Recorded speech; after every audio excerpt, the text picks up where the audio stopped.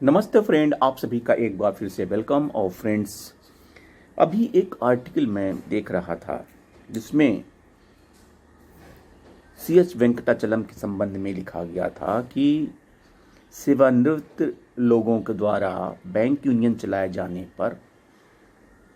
किस तरह से बैंकिंग इंडस्ट्री में बैंकर्स के अथवा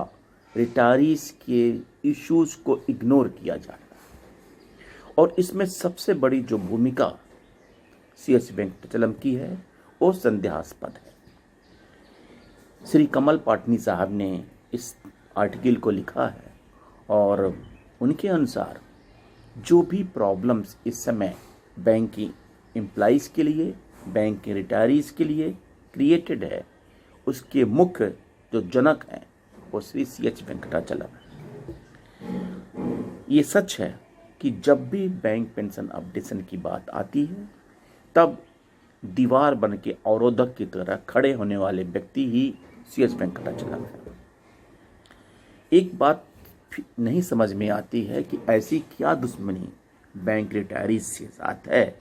कि जब भी उनके कोई भी इश्यूज आते हैं तो पहली बात तो चर्चा नहीं करते हैं, चर्चा से भागते हैं आईबीए के साथ, और अगर चर्चा करते भी हैं तो उसके निगेटिव बात करते हैं। आपको याद होगा कि कई बार उन्होंने इस बारे में जब डीए मर्जर की बात आई, 8088 पॉइंट डीए पॉइंट मर्जर की और बेस ईयर इंडेक्स चेंज करने के लिए, तब भी उन्होंने कहा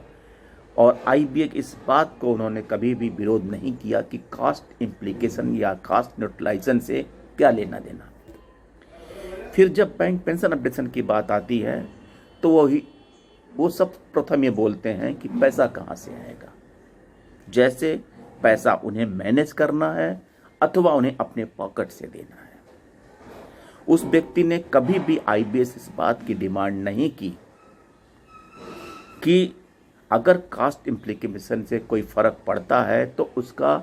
एक्चुअल रिवैल्यूएशन रिपोर्ट क्या है। आज तक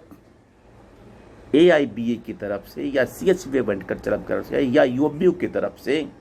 इस बात का कोई ब्यौरा अथवा कोई लेखा जोखा नहीं आया कि बैंकों में कितने फंड पेंशन कॉर्पस में पड़े हुए, लेकिन उस व्यक्ति द्वारा विरोध जरूर किया जाता है।